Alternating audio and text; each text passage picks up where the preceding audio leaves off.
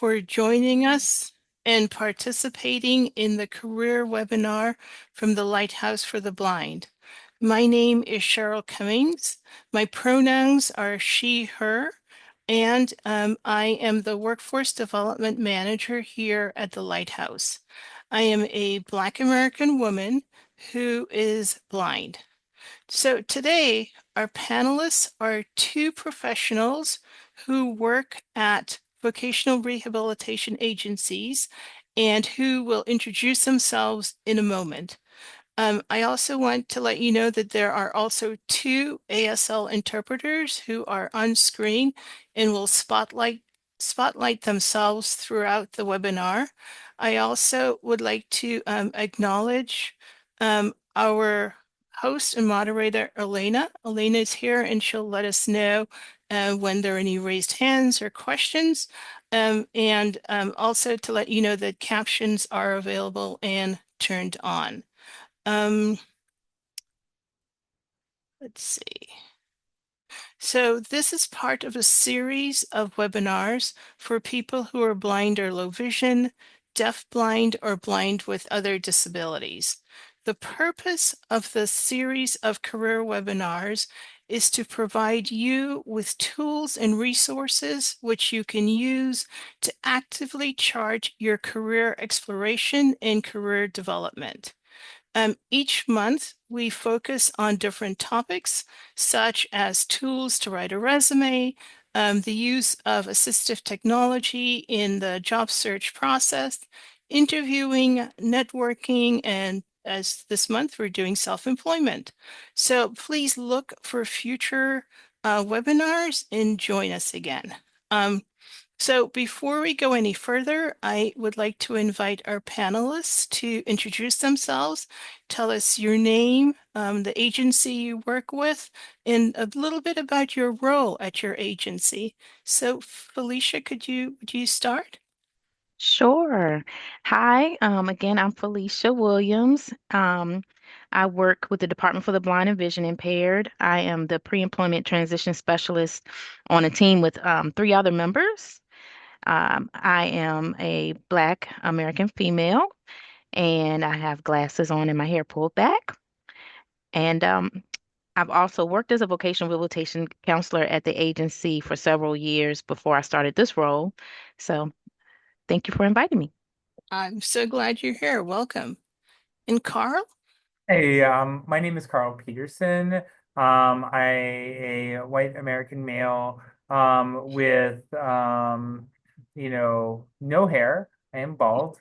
And I am the Business Relations and Workforce Program Manager for the Washington State Department of Services for the Blind. Right now, I am the steward, one of the principal stewards of the self-employment program here at the agency. So it's a pleasure to be here. Thank you for the invites. Oh, so glad you said yes. So I'm so excited that you're both here. So, yeah, let's go ahead. And so again, thank you for joining us. As we continue our discussion on self-employment. So today, we're going to talk about the role of the Vocational Rehabilitation Agency in supporting and facilitating self-employment for people who are blind or low vision. So we're going to start first by talking a little bit sort of generally about what is a VR agency and the sort of types of services it provides. But we really plan to spend the majority of our time talking about the services that the VR agencies provide to help people who are pursuing self-employment as a vocational goal. But before we jump into that, maybe Carl, if you'd like to start, just to give us like a really brief description and talk about some of the services that you know the VR agency provides or your agency provides. So thank you so much for the question, Cheryl. The VR agency, really our primary goal within vocational rehabilitation is employment. And our whole goal is to get individuals in our with our agency, of course, and with the agency Felicia serves. Our goal is to help individuals who are blind, deaf-blind, and or low vision go back to or attain, retain competitive integrated employment. And so our whole idea is, we're here as that, we are here to assist individuals in doing that. So there's a variety of services we can provide in that process. Mhm. But it's all tied around what's called a individualized plan for employment. That is called, in colloquially, it can be called the plan. And really what it is your goal where all your services are all your services are attached to. And so this plan can change and morph throughout your time with us or with other agencies, but this plan really helps to drive the services. And so this is coming from the Rehabilitation Act of 1973, and back then it was kind of a little bit, woo woo, hey, we give a plan and we're gonna have, a way of going about it. But now it's really part of what we do here is we set a goal and we say, how do we go achieve that? And what kind of services do we need? And so that could mean services, with, disability oriented services, but it also could mean vocationally oriented services. Mm. Anything to add, Felicia, that I'm missing? No, I will echo what you said. Those are Mm. the services and the individuals that we serve here in Virginia as well. And we work with individuals from birth to beyond. And some of those services that we provide range from orientation and mobility training, rehabilitation teaching services, um, job development, career exploration, rehabilitation engineers and technology training, Mhm. deaf-blind services, and like I said, education, and in my department, the pre-employment transition services. Okay. We also have a rehabilitation center that provides training in the skills of blindness here. So, but Carl, you summed up very nicely with Yeah. what we do. Very similar. We also have an amazing, what we call orientation training center here, Right. as well. And so our services many times do echo each other, but they're different, kind of a little different in each state, as the state's, environment, geography, staffing, of course, is going to be different. But yeah. Yeah, no, I appreciate that because I mean, I'm calling them VR, agencies, but I don't want people to think that that's excluding sort of the wide breadth of services that you both, mentioned that your agency provides. So, I mean, I don't know, tell me if I'm understanding this correctly. So, certainly your focus is vocational rehabilitation, but there are sort of other folks, right? As Felicia, you said, from birth till the end of life, who can get services who may not have a vocational rehabilitation focus. Is that true for both of your agencies, or? That's true for us, and with the VR services, Mm. there are times where we do tap into those other resources, as Carl mentioned, to add to the plan because Right. it's part of what they need to reach that goal. Mm. Okay. And I'll add, Cheryl, Mm. is that we have an IL section to the agency, but it's not associated with, voc rehab, so IL is different funding streams and what have you. And Okay. so really, what we want to do with voc rehab is we want to get individuals, what our goal is to get, individuals back into, employment. And so, yeah, so there are two different funding streams really. So in a sense, but we're under the same department, if that makes sense, for us as well. And so, yeah. So we do have an older blind and independent living, services, but those are, that is not, via the vocational rehabilitation, grant, I believe it's a little different. And so, Yeah, under the same agency, just a not a VR, activity, but independent living activity. So, Okay. All right. Well, thank you. And I forgot to say this, and I just want to remind people that, I've put together some questions, but this is really for you. So please, please feel free to raise your hand and to ask any questions. Um, we've set up some specific times to pause, but if we're talking about something and it just prompts you, you're like, oh my gosh, I absolutely need to raise my hand, please do. Elena will let us know. Okay, so my next question then is if you could both talk a little bit about the process someone goes through to sort of start getting support from your agency if their goal is self-employment. Um, so, Felicia, do you want to go first? Sure. I would say if you're interested in self-employment, probably the two biggest things after you've been determined eligible for services is one, communicating with your VR counselor, and two, starting that conversation or developing a business plan. The business plan is probably going to cover a lot of what the vocational rehabilitation counselor will need. Mm-hmm, If you don't have a business plan or you haven't started it, I would say definitely start your research, start having those questions answered, like why you're selecting that job, why do you feel like it's a good fit, how does it aligns with your informed choice based on your skills, maybe your education and previous employment. There are times where you don't necessarily need a business plan, so I know each state might be different. Think about what you need to support that goal. Is it something financial or is it a piece of equipment to help you to be able to use your computer and do your reports or to use a machine? So really um, gathering as much information as possible to have that conversation with your vocational rehabilitation counselor, but also the business plan and starting that process is really important. thank you. Carl, what about you? What about your agency? all right. So here's my 2 minute, explanation of it. And so, and I'm the one you contact if you're interested in self-employment. So you're working with your counselor and you say, hey, I'm interested in self-employment.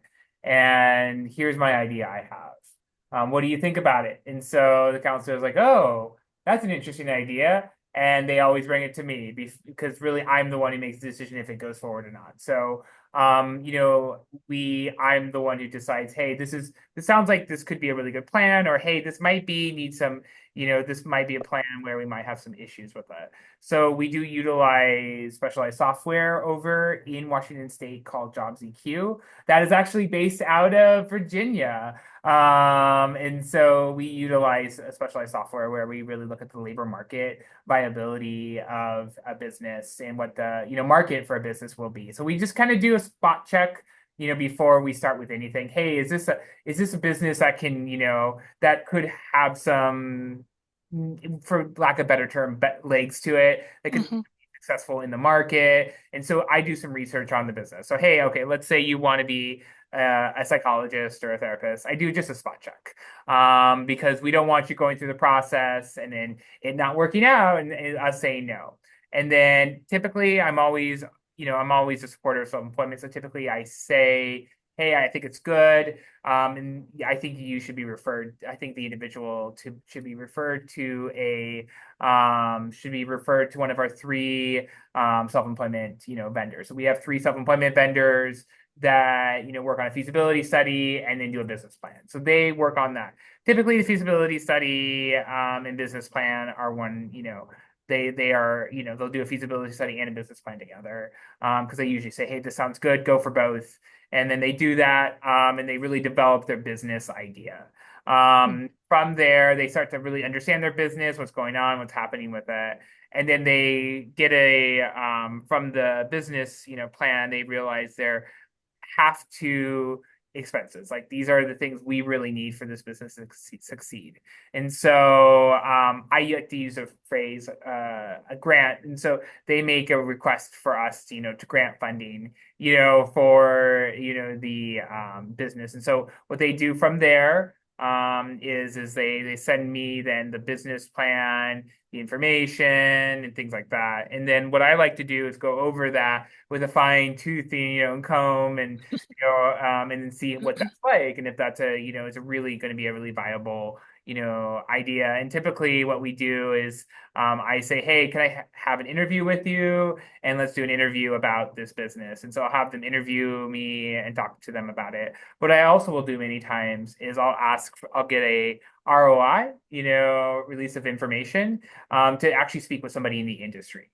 So we've had things before, like, within maybe writing or other kinds of fields that are more competitive, Mhm. where we don't know if this business is viable without having somebody in the industry telling us it's viable. So we'll actually many times get another vendor to come in who's in the industry to say to us, hey, this is a viable business or not.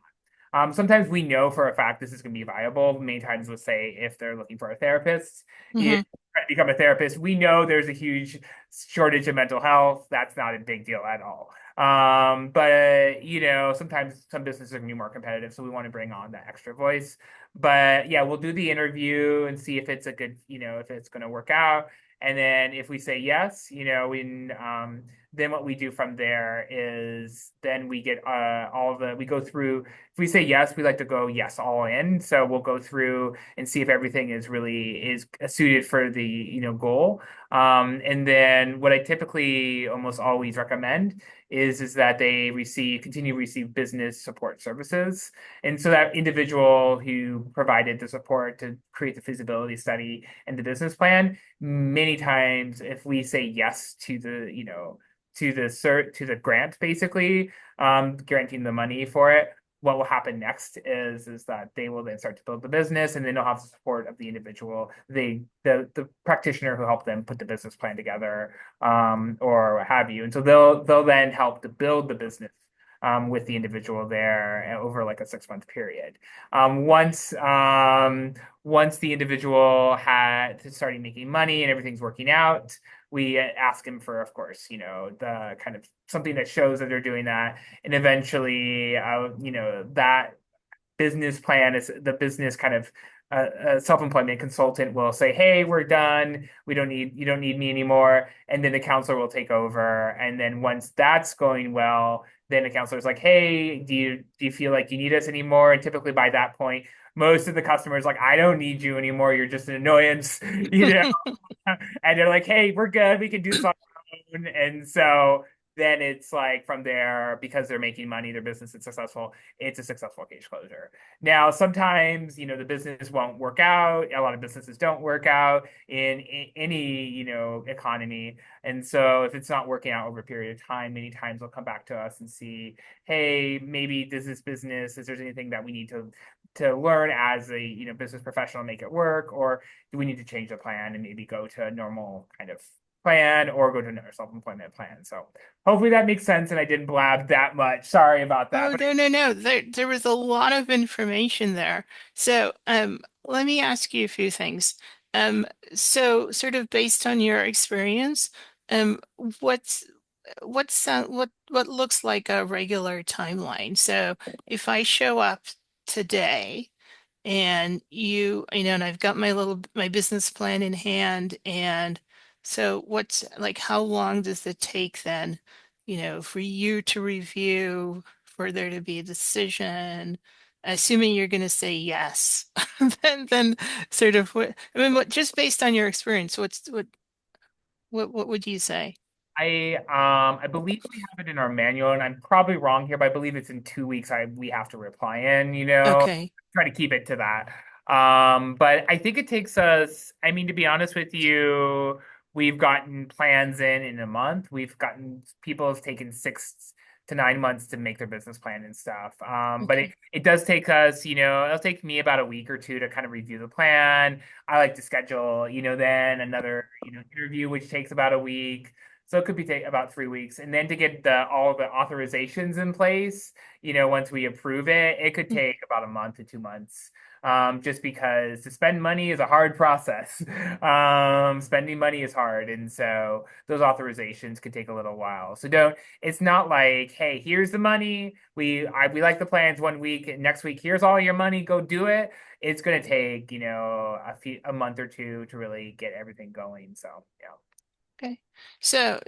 And then the financing, it sounds like the agency gives out grants to people who are pursuing self-employment, but as you said, after, there's been a business plan and the sort of feasibility study. Is that Yeah, correct? we basically assist with like really high need, things that are going to help with the kind of the foundation of the business. Mm-hmm. So I use it colloquially as grants, but we don't call it grants as at DSB. Okay. We call them awards. We provide Okay. self-employment award, I believe, is how we say it. And so but yeah, you can think of it as a grant basically. And so we're basically providing, money and in our self-employment policies up to $20,000. Okay. But because we're government, we want to make sure that the money that's being provided is Mm-hmm. fair, to the taxpayers and fair to our customers, and is also going to help to support the economy as well. And so we make sure that everything that we're providing money for is so that the foundation of the business is going to be really high quality. And if we can braid funding as well with Small Business Administration or work with what we call Department of Commerce, and so there's other kinds of funding streams, within the United States as well. If we can braid that, and try to have other kinds of funding streams that are coming in at the same exact time, we really like that as well because we just don't want to be the only funder. We want multiple things, multiple sources funding the business. So anything to add to that, Felicia? Yeah. No, you hit a lot of points. And I think, like you said, with the business plan, it's going to look at the structure of the business and if it's, what the risk might be involved. I know for us too, especially on the financial piece, it'll cover like what resources they have sought out. Mm-hmm. Like with the Small Business Administration, the council will refer to other outside agencies because when you're a VR counselor, you may not have a background in business. So we do consult with other vendors to help with that piece of research, the market research, and determining um, how the path of the business. Right. And even if the individual applies for certain grants or funding outside of the agency, we do note, even if it's turned down, we like to see that as well, just to know what's been um, done on that end. But it is a lot of research on the in the beginning that's really important to help determine, the successful path of the business. So no, but Carl, I think you covered a lot of some of the details. I know on our side, we do a lot of consulting internally with the VR counselor and our director of vocational rehabilitation services, Mm-hmm. but we rely on those outside vendors to help with strengthening the business plan. So it's interesting to hear how you guys do it too. Yeah. Yeah. I'm taking notes. So I want to switch gears a little bit because Felicia, I want you to talk a little bit about the sort of specific program that your agency piloted, sort of introducing the concept of self-employment to the sort of a younger group, and that's the group that you work with. So could you tell us briefly a little bit about PREATS, like what's the purpose of that? And then, what then, um, like, I suppose, how did that then lead you to deciding to offer a program for students or youth in that age group? Yeah, so with the pre-employment transition services or PREATs, we provide short-term services for students with disabilities between the ages of 14 and 22. And the primary focus is to help them prepare for employment or post-secondary education opportunities. Mhm. And there's five main topics that we kind of cover in our programs, and that includes job exploration counseling, work-based learning experiences, workplace readiness training, counseling on post-secondary education opportunities, and self-advocacy. So we offer, currently we have like over 22 programs that we provide to students.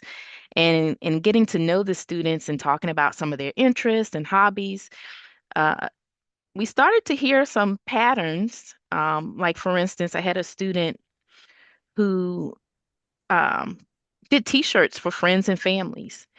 And, we're talking about, he really enjoyed doing it, but he never thought about it as being a business to make profit. It was just something he enjoyed doing, something that he did for free. So, we started conversations about, well, people sell T-shirts and make T-shirts. Is that something that you ever thought about? And he said no. It Wow. was another young lady that um, made homemade dog biscuit treats for her dog. Something that she enjoyed doing. She loved her dogs. They loved her treats, but it wasn't something that she thought about to do as a business until she went through this program. And then a third example I'll give you, there was another young man that used to do origami, Hmm. um, little animals and designs, and he would give them to friends and families as just something that he enjoyed doing, and they really loved them. And he was another individual that, never thought about it as a business till we started having that conversation. So we said, let's reach out and see if there's other students that maybe have ideas that they would like to explore. And that's kind of what led to developing that program. Oh my gosh. All right. So please keep talking. Hmm. Like, tell us Okay. more. Like, so obviously it sounds like the goal was Hmm. to introduce kids who, and I apologize for calling them kids. Let me call them young people, Hmm. or young adults, to the concept, to the idea of Yes, self-employment. But what, sure. so how did the function, how did the program function? What did you guys do then? Okay, so the program we called it EDGE, and that was for entrepreneurship development for gainful employment. And this was what we called a hybrid program where there was virtual sessions and there was a final in-person part component of the program. So the program, the virtual session started out on Tuesday evenings and it was 24 virtual sessions that ran from April through July. And we had a few sessions in between that were like kind of like makeup sessions. Um, so in that very beginning of the virtual sessions, we partnered with a company called Founders Mark, and that was their specialty was developing a very structured program to train students and individuals on developing a business and learning the entrepreneurship mindset. So this program, it focused on providing the core ideas of starting a business, but it also looked at it with from beginning with starting with the idea, exploring the idea through developing the business plan, through executing a final presentation. Okay. So we had the virtual session, and then at the very end of the program, we had a final kind of like Shark Tank presentation pitch at James Madison University. But while they were there, they met with some business professionals and did some informational interviews, and they talked with them one-on-one about their specific ideas. And they also went to the department, the Gilliam Center for Entrepreneurship at JMU, to talk to the professors about their programs there.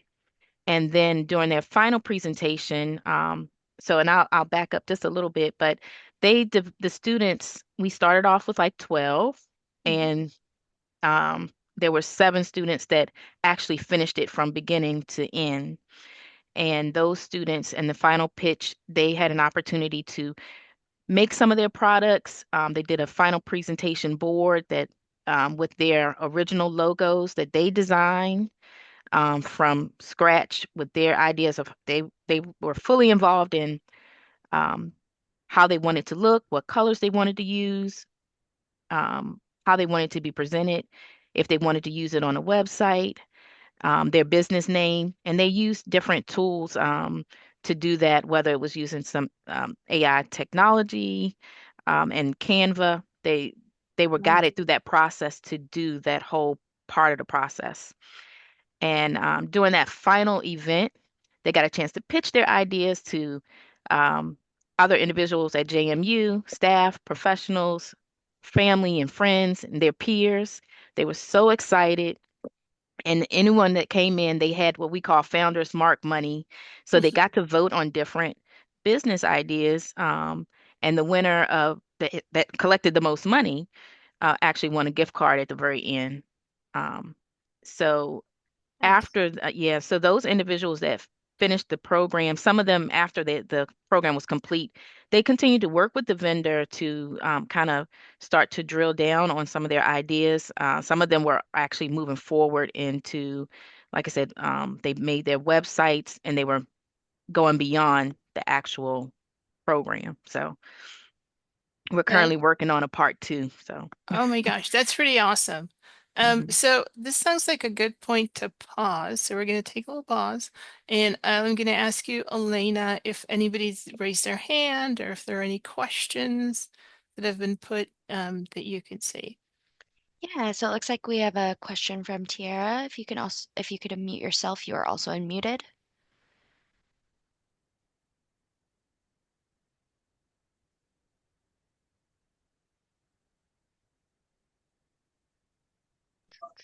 Uh, uh, We can Hi. hear you. Yeah, we can Okay. hear. Right. Sorry, excuse my background. But I mean, well, this was before she I had a question about so I heard about business and how what a lot of business people take business classes, right? And then you said about the courses that you guys have for if you pursue that. So is that something that is like inputted, or does that is determined by what business somebody wants to do or how far they want to go into it? So for the specific program that I was talking about, Yeah, so yeah. So it was open to for us, it was open to all students that qualified for student programs. So Uh-huh. anyone that was a student with a disability between the ages of 14 and 22 Mm-hmm. were eligible to register for the program. Some of the students already had kind of an idea in place. Mm-hmm. Some of them did not. They knew they had some interest in learning more about self-employment, but didn't have a specific idea. So we went through some, the vendor actually walked them through some options of their interests and different ideas. Hmm. But the ideas that they came up with were totally all of their ideas. They range from, we had one individual that did the dog treats, as I mentioned. We had a young lady that she loved to do puzzles. And, she said, I really would like to do a puzzle design that's more accessible and more Wow. tactile. So she started a program or her business was called Tactile Teasers. So we're actually still working on her design to make puzzles that have more tactile or contrast pieces for individuals with vision loss. I like that. We have a young lady that loves to bake. So her concept and her company that she's working on is called Swedish Dreams. And so she's working on donuts, but she's also working on a healthier version of them, but with a delicious taste. And that came from her. She had some medical issues and she was trying to eat healthier, but she wanted things to taste good. So she told her personal journey of trying to find a delicious treat that had healthier components. And as she was doing that for herself, she discovered that a lot of people liked her donuts. And again, she didn't think about doing it as a business at first until we started having these conversations. So Nice. hope that answers your question. Yeah. And Uh, uh, Carl, oh, the- I'm um, sorry. Could I ask Carl to answer that? Because oh, yeah. Or do you have a follow-up question, Tiara?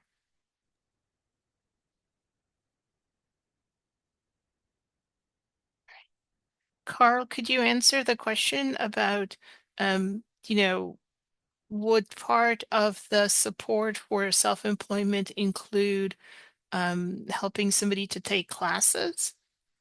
So the big thing with like self-employment is the best self-employment ideas many times come from having a specialized skill.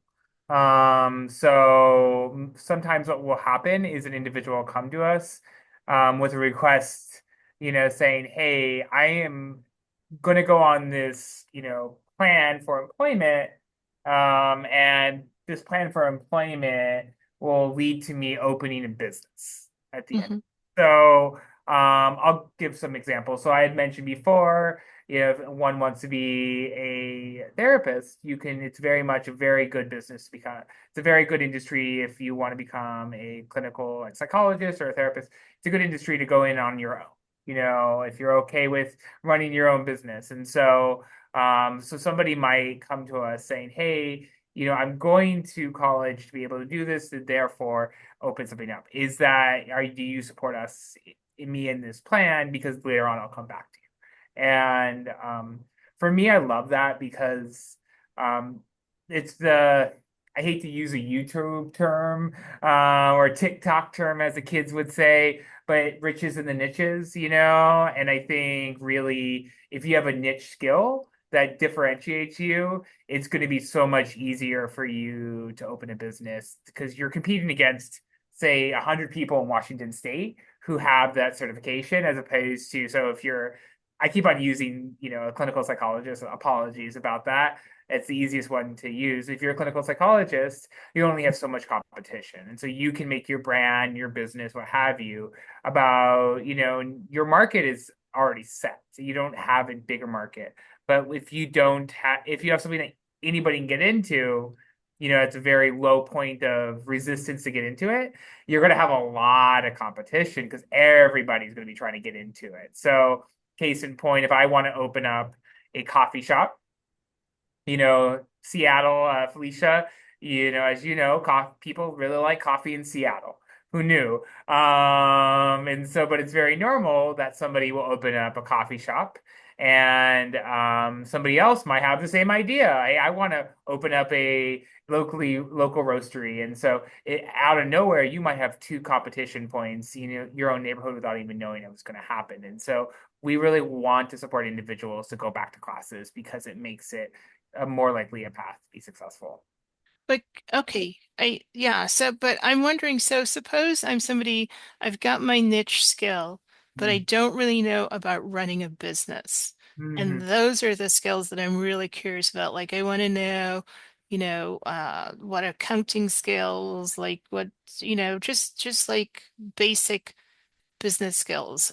Would the agency support somebody doing that? Absolutely. Um, we love empowering our customers. That is a huge thing for us. We Hmm. don't yeah, absolutely. We've also, just as a note, so we would do that, and we're open to doing that and sending individuals to train to use QuickBooks, for example. We're also open to, if the individual doesn't want to do that, we do want to have a natural supports as well, but we can also assist, sometimes with, a first year of X, Y, and Z assistance with accounting. Okay. But yeah, we prefer having, if you need those skill sets, you need to learn how to use those skill sets, we prefer you learning about them because you're going to be more successful in the end. So Right. All right, I'm sorry. So thank you, Carl. And Elena, any other raised hands? Nope, it looks like just the one. Okay. All right, so I'm going to continue on. So Felicia, I have sort of a two-part question for you. One part is, the first part is, what do you think the participating young people in the pilot learned? And then the second part is a little more personal. Like, what did you learn is important when you're creating a self-employment program for youth who are blind? Okay. So I think one of the biggest things some of the students learned is what it takes, that commitment and that time that was they had to invest early on. Hmm. Like I said, we went from 12 students down to 7. So some of them didn't really want to invest that particular time or weren't able to, you know, set that time aside. But it does take some grit. It takes some dedication to continue. But for others, once they got started, they got highly motivated. So to have that spark for their idea. I'll give you one example. One of the young ladies also, she wanted to become a YouTuber. She had already started YouTubing, but it helped her to identify, you know, like how many, how many people do you have to connect with before you start making money? It just put Mm, some real numbers to what their interest was. And right. so then they could determine, well, you know, how much time do I want to invest in this moving forward? But I think what I really liked is that everyone's idea, they were able to learn from it. It wasn't like, oh, that's not going to work. They got to have the information to make an informed decision about, hey, yeah, you maybe can become a famous YouTuber. This is what that would may look like for you Hmm. over that time. And if you want to continue, these are some of the things that you might have to get in place. How are you going to do that? How are you going to increase your following? How are you, going to make that happen? So I think those that were interested um, were able to learn that they could, what they needed to know. That may not have been wanted to continue, they learn, what that might take. But overall, I think the skills to be an entrepreneur um, overlaps with other employment. You Mm, still want to work on your communication skills. You still want to, a problem solving. Those are things that you need in any job, whether you're doing self-employment or you're doing another career. right. Um, what I learned on a personal level is just how those skills translated over for the students. And so to me, I thought it was still a win-win. It's a win-win situation. You're going to still, those skills are really helpful. And along the way, I think with the increase in resources and technology, Hmm. learning about all the things that are maybe there's no cost that you can use to help develop your skills for businesses. So just getting more educated on what resources are available. Like I said, the vendor utilized a lot of free tools that were easily accessible for the students. Right. Um, Now we did connect with our rehabilitation engineers here to test out some things on the fly, because just because it might say it's accessible, they weren't always easy to use. So we had to use other team members to use those resources. So I think just staying in tune with the resources was one of the things that I learned along the way too. Great. Thank you so much. So Carl, I know that you can't share names, not asking you to do that, but do you have some sort of stories you can share about people who went through the sort of process at the Department of Services for the Blind and who were successful? So last year we had five, successful what we call rehabs. I hate that phrase, by the way. We're not a medical facility, so but that's the verbiage our federal government gives. But I would say successful outcomes with the Department of Services for the Blind for self-employment. And that's not including Randolph Shepherd. And so yeah, it was five successful, which we can do better than that, as an agency. So we're trying to improve that, of course. But they span a number of industries. We have had, from like online stores to individuals who are, going into, you know, other kinds of fields. We have a number of different kinds of, individuals who are have opened up different kinds of businesses. And so I can't go into specifics, but I do think there is, it always, what I am always proud about is to see the creativity, with which the businesses come out as, because there's things that I have a bachelor's in music. I do fancy myself as a creative person. but the ideas I see that come to me and that are successful and actionable are things that blow me away when I see them in practice. And I'm consistently blown away by the ideas that come to me. And they're things I just never expect. And so they're not your stereotypical businesses. They're businesses that most of us can't even envision would be a business, you do. It's something many times if you can't envision it, there's a pathway forward for it many times because nobody else has envisioned it. And so that's the thing. But sorry for that. I can't really go into, specifics. But All right. No, that's well, I mean, you can tell us that 5 people were successful. So so that's yeah, important. but So we're trying to get more. I mean, our goal yeah, as a yeah. is to raise that and to get more individuals going to self-employment because people with disabilities, in the data, especially veterans with disabilities, have a higher rate of self-employment than just your, um, you know, general population. And so Hmm. we want our customers to reflect those outcomes. And I see sometimes 9.6%. I've seen the data. The data is all over the map, but sometimes 11 or higher percent for veterans. There's a lot of individuals with disabilities, that are going into self-employment. And there's a lot of individuals who are blind, low vision, deaf blind, who are going to self-employment. It's a very popular route. So as an agency, we want to represent that. Yeah. So do you think part of that, I mean, because I'm sort of an older person, and I don't remember when I was going through sort of my VR journey that self-employment was really mentioned as a viable option. Do you think there's increase? I mean, both of you could respond to this. Do you think there's an increased sort of information shared that this is really a viable option for people? I'll answer and just say, as an agency, we are actually putting our money where our mouth is. Is that the phrase? And we are actually hiring a self-employment trainer at the agency starting next month. And Wow. so we've realized as an agency, historically, VR does, I know that a lot of VR agencies see self-employment as risky, as something that we have to be careful about and what have you. And it's something that a lot of VR agencies are scared about because what happens is somebody owns a storefront and they are now left with a lease that they have to pay on for the next year and they haven't been successful. That would be horrible.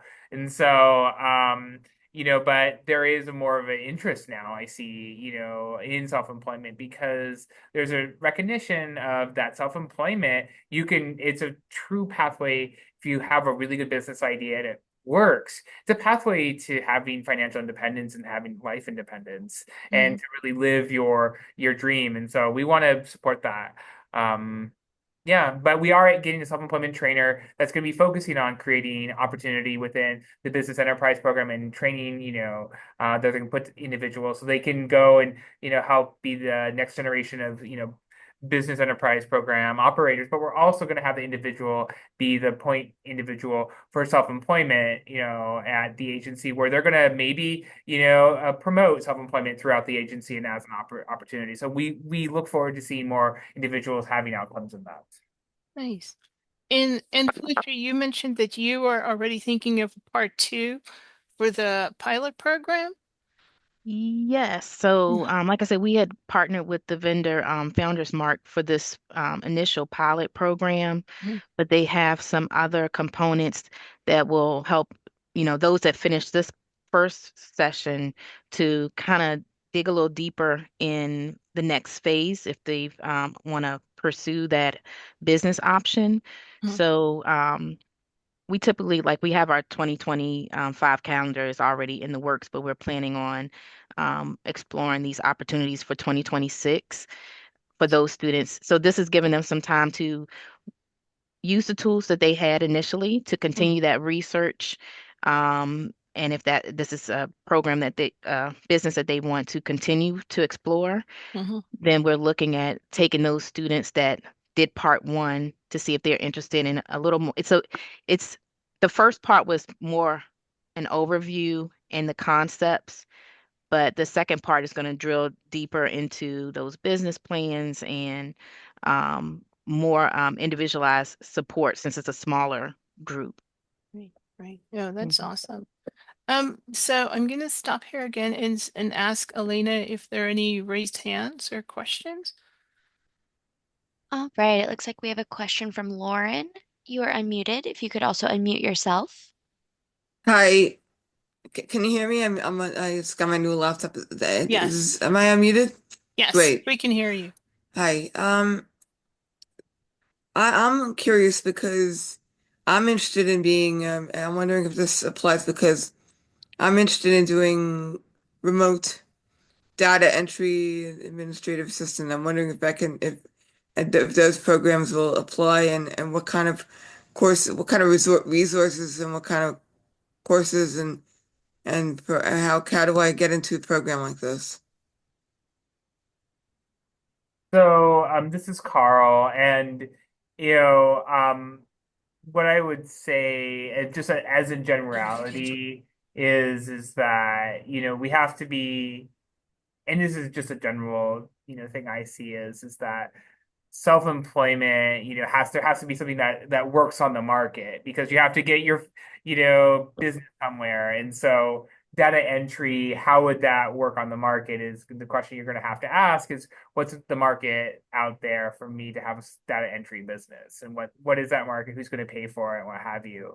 I will say that, data entry, is something that was popular back, you know, that was popular, when I first started. But I think there's been, change in how our technology is. And you see AI and the way AI can process data, it's been a revolution in that. And so what I always say is, really start to really, I would advise you to develop what your business, who are your customers, who's going to be buying from you, what's going to be your product, and understanding that because, that will help refine that. And so, and I'd also, say is utilize, pre-existing resources out there saying, hey, this is a business plan I have, you could talk to the Small Business Administration or your VR agency that that if you're working with a VR agency, were you talking to them about it, and seeing if that is a viable business plan. But what you're describing as a data entry, the thing I would counsel you on is what is the business,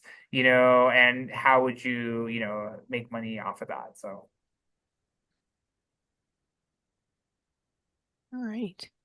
Um, Elena, any other raised hands or questions? Um, it looks like just that one. Okay. All right. Well, as I told you both, time is gonna fly by, and next thing you know, we have like 5 minutes to go. So, so we're almost at the end. Um, but before we leave, I do have one or two questions I really would like us to talk a few minutes about. One is I mean, you sort of mentioned some of the challenges, but I wonder if we could specifically talk to, based on your experiences, both, overseeing the pilot program and and Carl working with adults, if you could talk about, I know, one or two challenges that you see people encounter, that they have to overcome to really work towards implementing a self-employment goal. Uh, Felicia, do you want to go first? Sure. I would say some of the challenges would be is don't give up too early. Mm, I know, like I mentioned, with developing the business plan and talking to the VR counselor, even with this program, if you have an idea and when you're trying to flesh out some of the ideas and do the re initial research, if you get a no, don't get discouraged by that. It's about gathering the information and trying to reduce some of the risk involved, but increase your chances of being successful. So, if you do get a no, see if you can, what those questions are. I know, like, if we present a business plan to the VR counselor and the director, a lot of times it's because there's some questions that need to be answered, and it's part of that connecting with other individuals and doing that research. And just be prepared that it will take some effort, and it may not be easy, but a lot of times, if you're doing something that you enjoy and you love, it will probably won't feel like work. So I think that's the biggest challenge is don't give up. Don't be afraid to do your research, ask questions, network, utilize those resources. I think Carl had mentioned too, like the Small Business Administration, find out who can be mentors and are already doing similar things. Excellent. Thank you. Mhm. And Carl, what about you? I think it's that breaking through to your market is a challenge. And so we have individuals who have brought us amazing business plans. They never had that initial breakthrough to the market, no matter how hard they tried, just it didn't happen. And they didn't expect it. We didn't expect it. And that's for me, I think is the hardest part about this is that market breakthrough, that first sale or that first time you get something. I mean, it's really like finding your, I would say your first job or second job, or first Mm.